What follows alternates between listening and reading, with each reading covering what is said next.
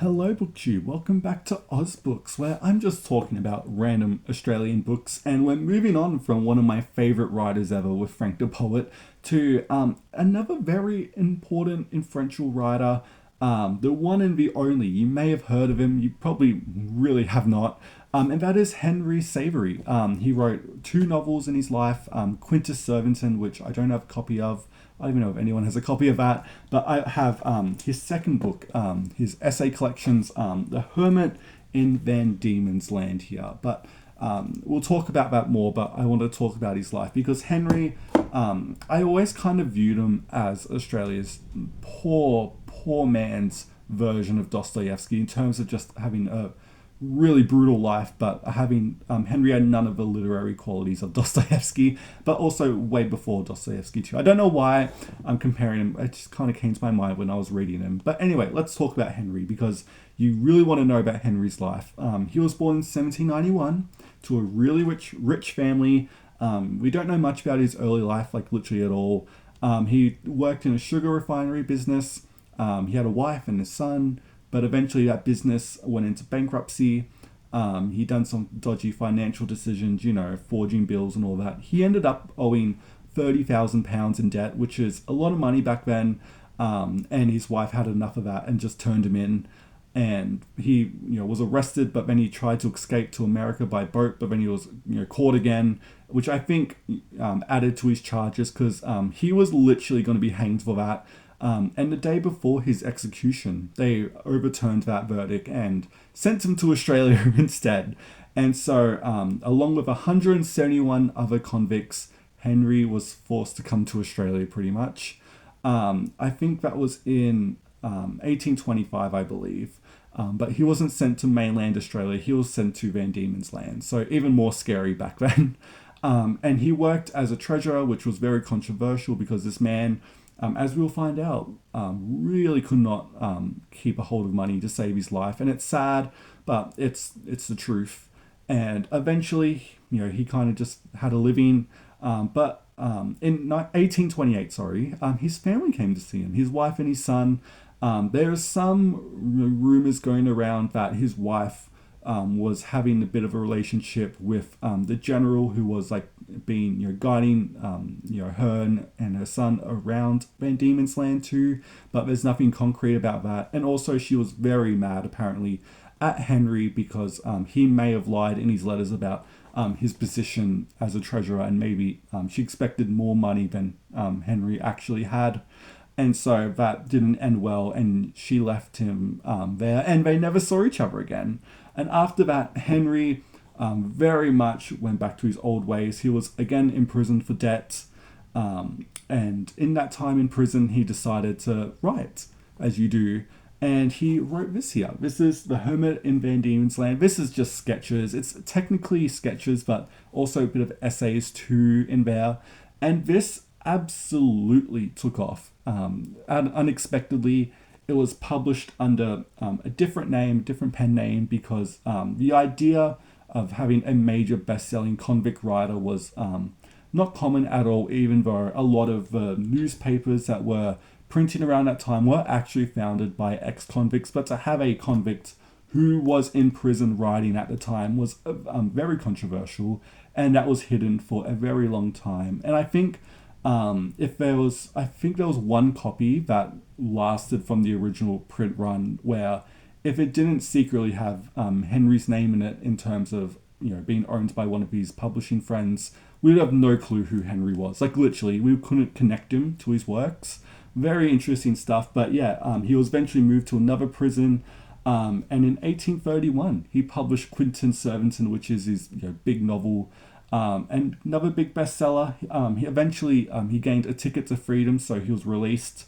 But by 1840, he was charged again with forging bills and was sent to Port Arthur, where he died of suicide by cutting his throat. And that's his life. There is a great little introduction here. This is a reprint in the 60s of The Hermit in Van Diemen's Land, and I'll read it to you because it's really interesting to see what they wrote about him. So here it is.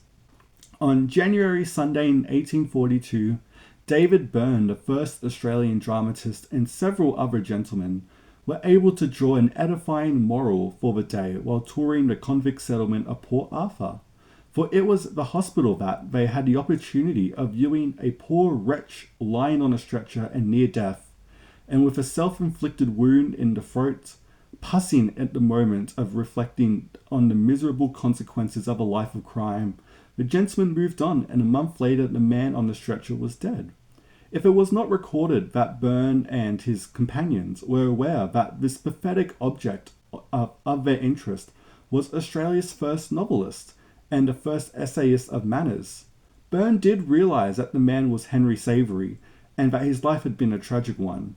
A sorry account fully told in like the introduction and all that stuff, but very interesting the fact that even by the time he died, he was already kind of being lost to time, and now we have to actually talk about his works because he doesn't do it for me. I know I have a couple opinions about this.